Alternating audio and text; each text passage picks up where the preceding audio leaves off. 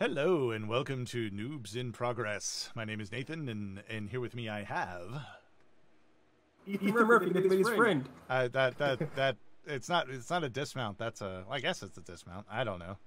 It's a. No, I was confused and concerned. It was all the above because I love listening to that theme song and I had the volume maxed out on my computer and still couldn't hear the. Oh, you couldn't hear it. Crap. All right. No, I have no idea what happened. Oh, jeez. Let me. You know what it might have been? I hope this isn't it. I hope that isn't a problem. It might have been. It might have been. I had a particular button selected that shouldn't be selected, so I need to fix it. But we'll fix that later. Or we won't. Or we won't. As our names imply, noobs. We are noobs to everything. So we'll fix that and then create a whole other problem in the process. That's what I do. That's our formula. Because that whole thing I was telling you about just before we got started, where it's like, oh, I figured out how to program the buttons to be more complicated than just one thing.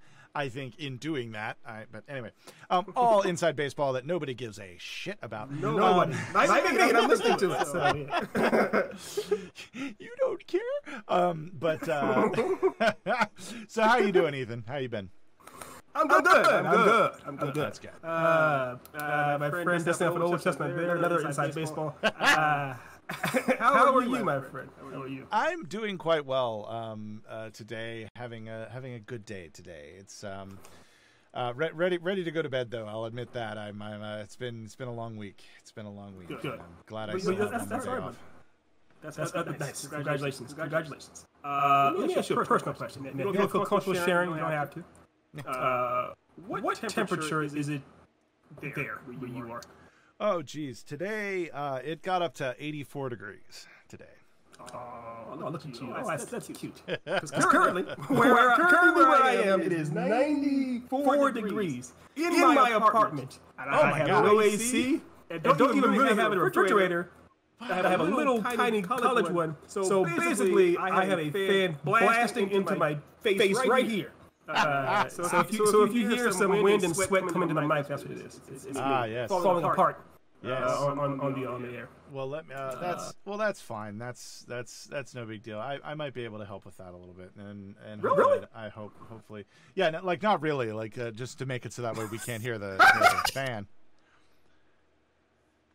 From heat. I was so happy. Oh, maybe they'll send me a giant block of ice or a penguin that can dance or something. Nope, we are no longer being bothered by your fan. I just flipped a switch to make it that we can't hear your fan anymore, and that's fine. Oh, that's the help. Thanks, friend. Sorry, I didn't help in any other meaningful way to you. Sorry. It's all right. I'll see you in hell. Lord. Sucks to be you. Anyway.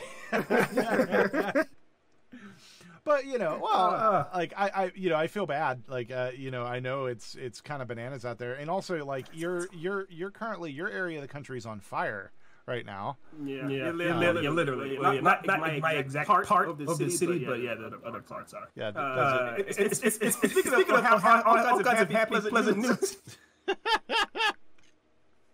Do you want to tell them what we're watching next? The smash cut. The smoothest segue gets smash cut there is. California wildfires. Amazing SpiderMan II. Whee! They go together really well. Really well. They're both disasters from what we've heard. So next week we shall be watching The Amazing SpiderMan II. This is the Andrew Garfield one. Yes, and I still, oh God, I still cannot wrap my head around the fact that Paul Giamatti plays the Rhino. Academy Award nominated actor. Yeah, Paul Giamatti. Giamatti. It's the heat stroke. I'm having heat stroke.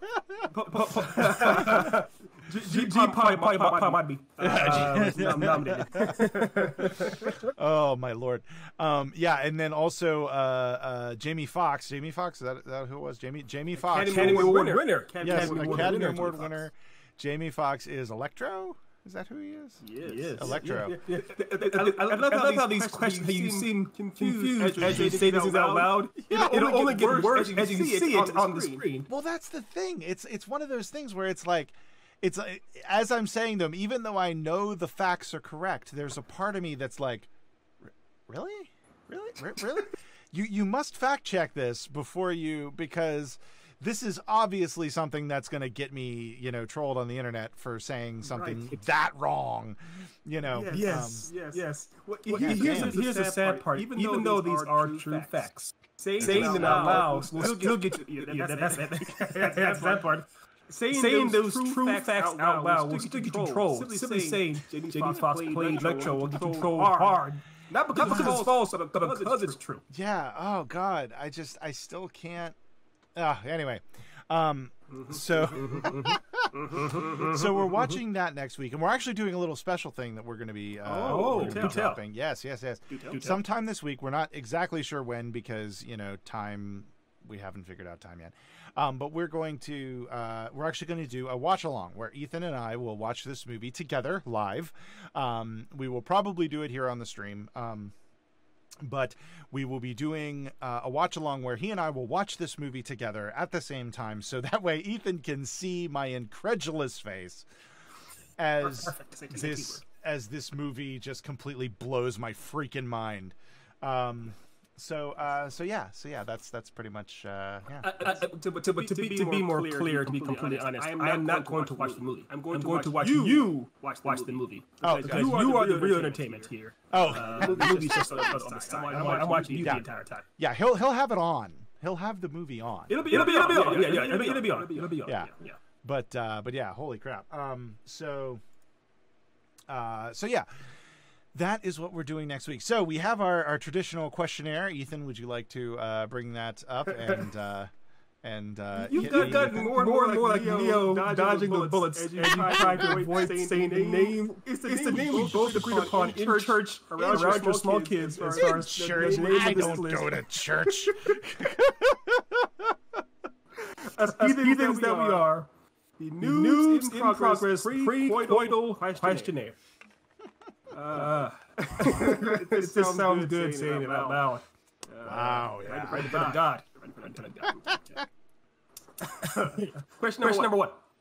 It's funny because this is obviously going to be pretty similar to the first list we went. First time we did this list, but we're still going to, for the sake of the show, for the sanctity of the show, integrity of the show, have to do the pre-coital questionnaire. So, question number one on the pre-coital questionnaire. Have you heard of the film? Yeah, yes, but not much about it apparently until recently. That's true. It's amazingly so. Now, what have you heard about the film? I'm guessing outside of me. I'm curious. Nothing. Zero. Like I'm not going to count the episode from the other day where I was educated about this film.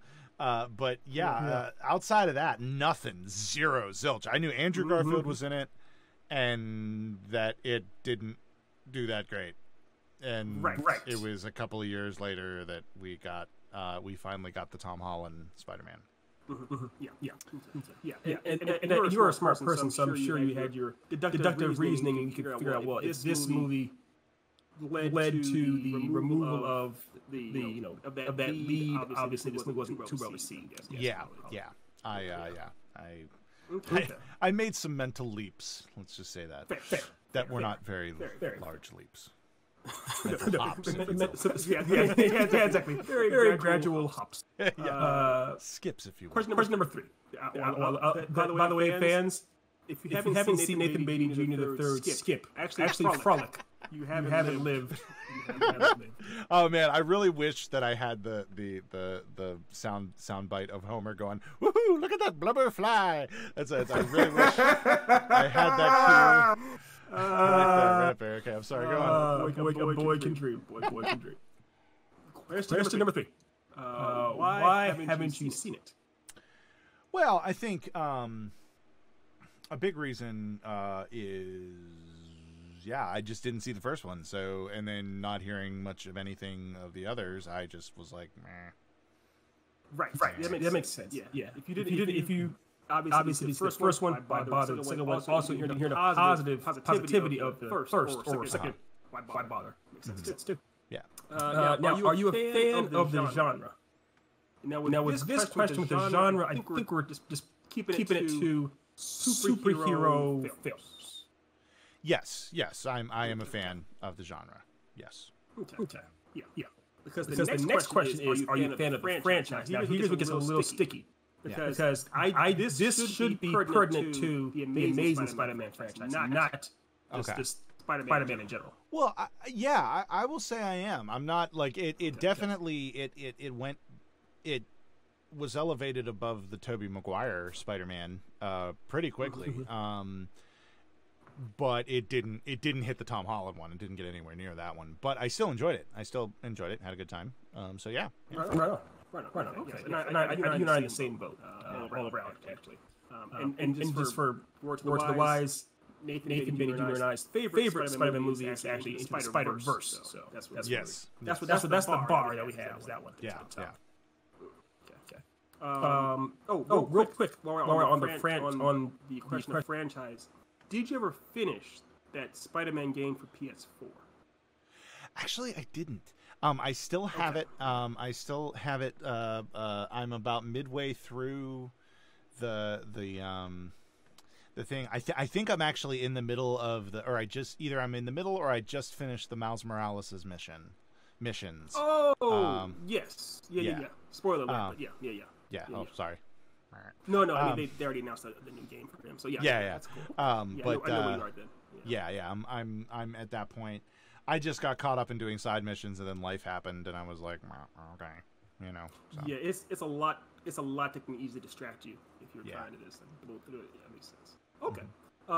Question number 6. What are you hoping to see?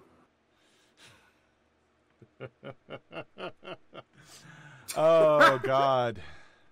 I don't know how to answer this because I just knowing who the villains are, there's a cognitive dissonance there that I just can't quite get over. Oh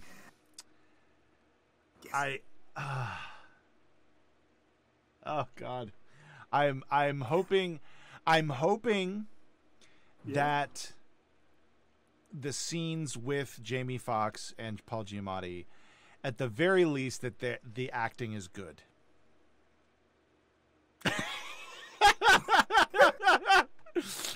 Okay. I refuse. My hopes are dashed. I have a feeling you were like you had like a thumbtack in your thumb. You were just like, not gonna say anything. Not gonna say anything at all. That's fair. A fair assessment. I don't want to give anything away. That's all. I really don't want because for anyone who knows who listens to the show, watch the show. After we finished reviewing The Amazing Spider-Man, and it was revealed then at the very end that Nate had not seen or even heard of Amazing Spider-Man 2, the cast or what was going on in that movie.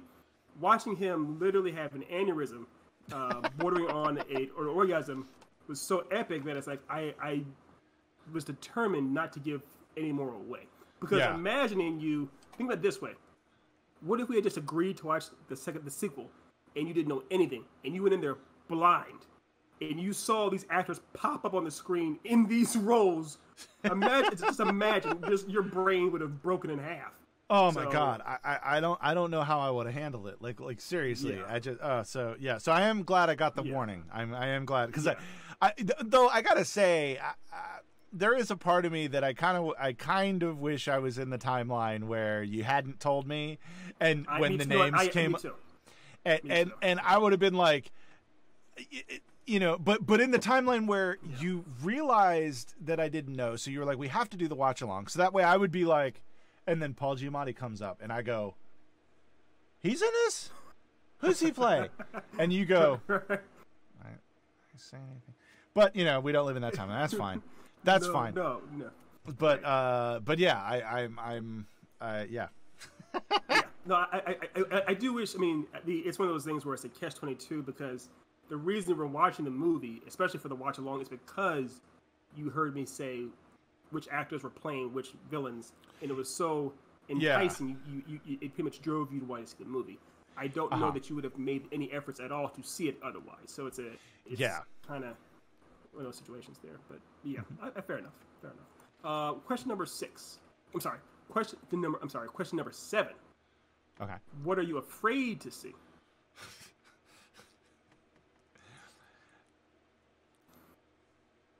Paul Giamatti as the Rhino. And that's the thing. It's in the movie, and you should be afraid to see it. I've seen the movie, and I'm still afraid to see it. Jamie Foxx as Electro. I'm afraid. Yeah. They're fears. There be fears. Yeah, they're literally valid. There are a few things in this world is valid. Now, I obviously won't watch you the entire. I won't keep my eyeballs on you the entire 2 hours, whatever runtime. But there are specific moments in this movie that I know are coming up that I am going to do nothing but just watch your face. Like, if the camera's on me and you, as you can see for the stream or for the watch along, you're gonna just see my eyeballs peeled on you because I want to see your exact reactions to a couple of things pertaining to Jamie Foxx and to Paul. So yeah. So yeah, and I'm gonna be able to tell those scenes because what's gonna happen is I'm gonna be watching, and I'm gonna see out of my corner of my eye. I'm gonna see you going. Yes, yeah, exactly. And I'm gonna be like, oh shit, time to brace. Yes, brace yourself. Brace yourself, my friend. You will need lots of brace. Time to pucker. Pucker up. All right, and here's the last and final question. Do you think you will like this movie? No. I'm gonna be honest. Because there's a couple other things that you had mentioned and that I have since found out. One of them being that like they retconned some stuff, they changed some things from the first movie that I actually kind of liked. Like there were a couple of like in the backstory and that sort of thing that they decided to meddle in. I know what you're talking about. Yeah, and don't do too much more research. I won't. Yeah. But you know, but that alone, I always get worried when movies do that. When you have a sequel that feels the need to mess with the story from the first one, because and I hate it. I actually hate it when movies do that. Because like I get it, you want to you want to try and make sure that like that you want to try to shoehorn the situation into your story, like you want to get your story to fit, so you have to change things. But in my opinion, it's like no, if the previous story did well, then you just work with the challenges you have. Don't mess with the what was happened before. I just think that's bad storytelling. I think it's poor storytelling when you do that.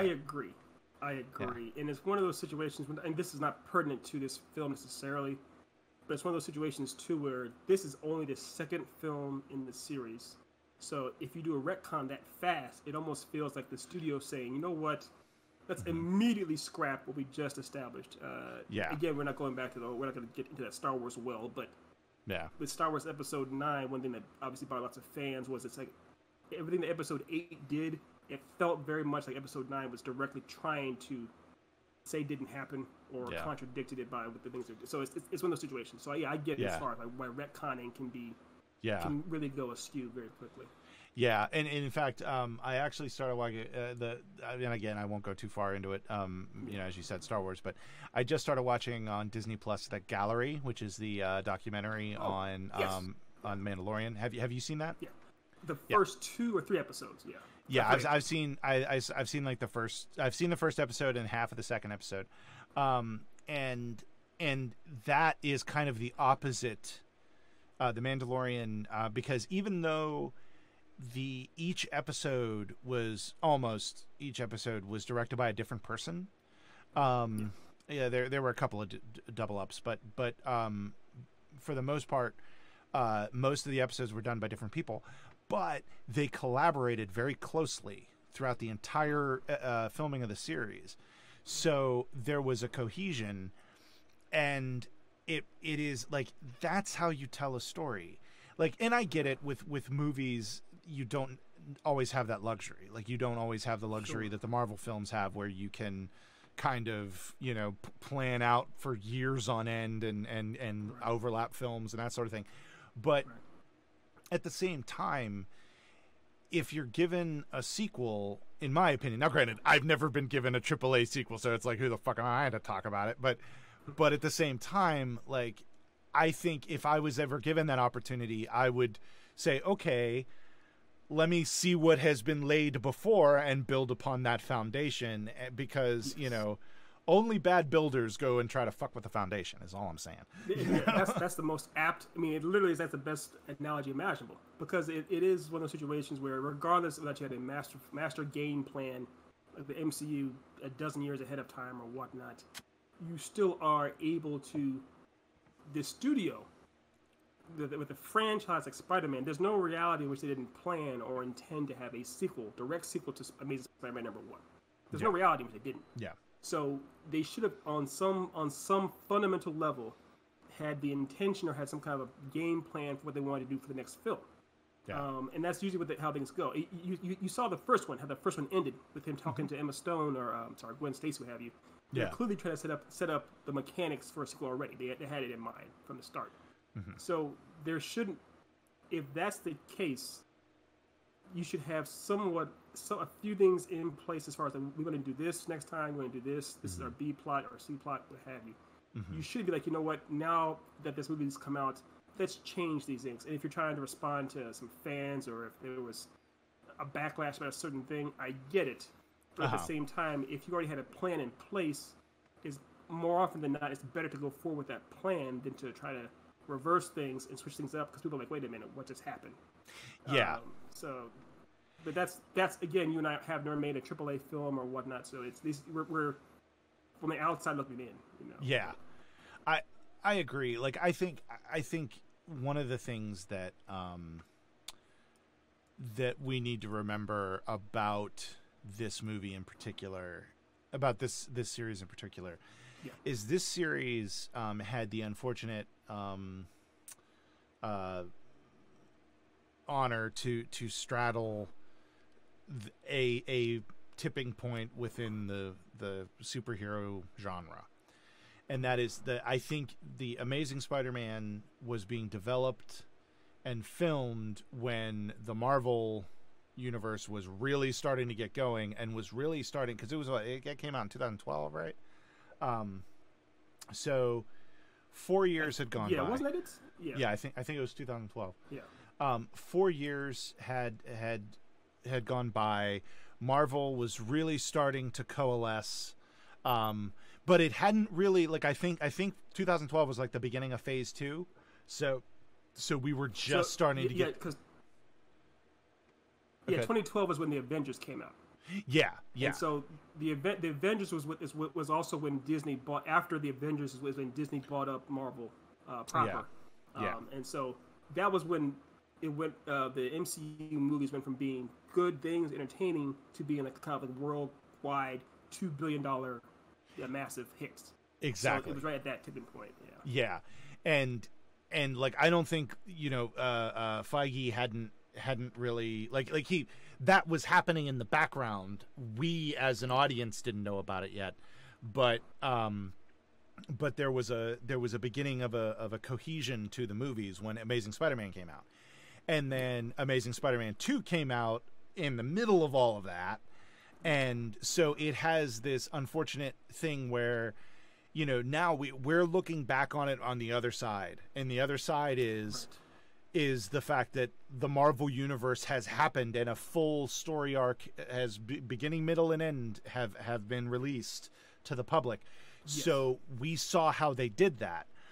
So and I'll admit, like, you know, and I fully recognize that we're doing this right now. It's a little unfair for us to say to them, like, you know, they why didn't they do that?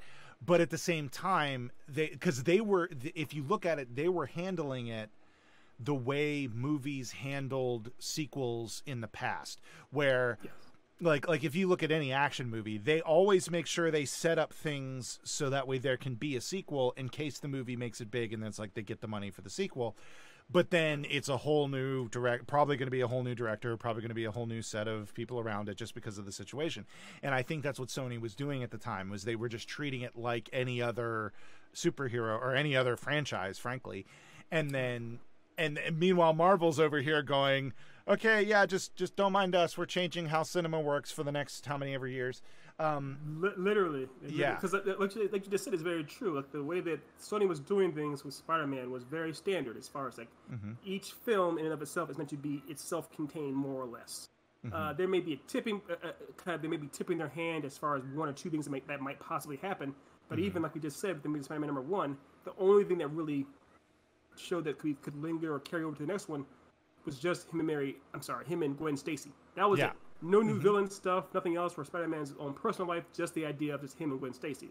Yeah. However, the MCU was pretty much being run like a TV show or a TV series where it had this in this episode, this happens, this is the storyline, and this storyline will continue to go on and on and on and on. And so, I mean, from the time they introduced Thanos at the end of the Avengers, it's like, okay, this is a TV show.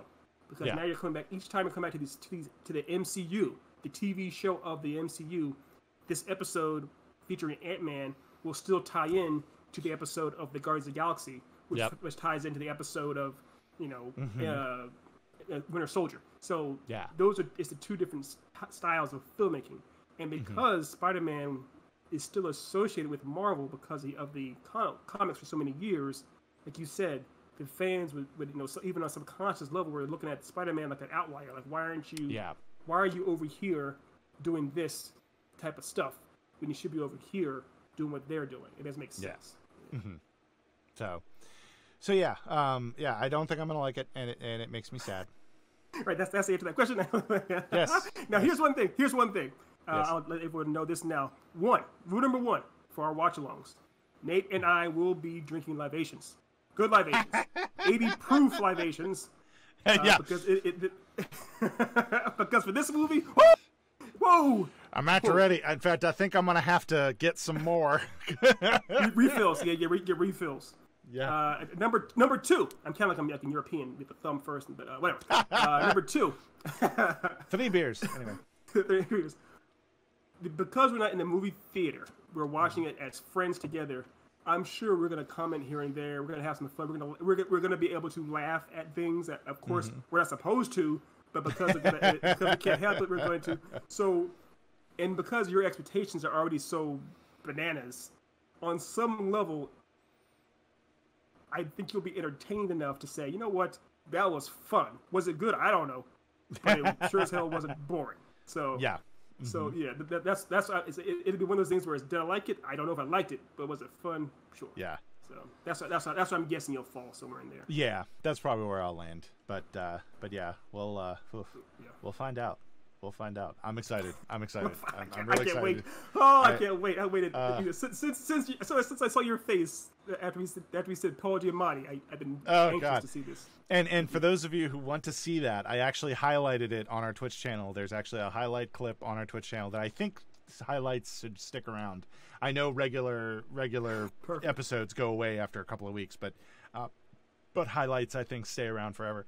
And so there's a highlight of me finding out that John Adams is the Rhino. Yeah, John Adams. Yes. Okay. So actually, we're going to take a quick break, and then we're going to come back, and we're going to be playing some Batman Arkham Asylum because we have some other stuff we want to talk about some big news that dropped today, but we'll save that for after the break. So we will see you guys. But if you good. If you don't join us after the break, thank you so much for this part of the show. Yes. Because obviously the podcasters listening when I hear this. Oh, that's right. That's right. Game, yeah. So. I'm sorry. This is my first night doing this.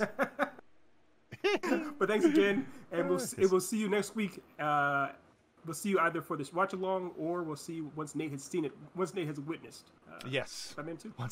Once I've witnessed. So thank you all, and so y'all take care. We'll be back. Giant sins.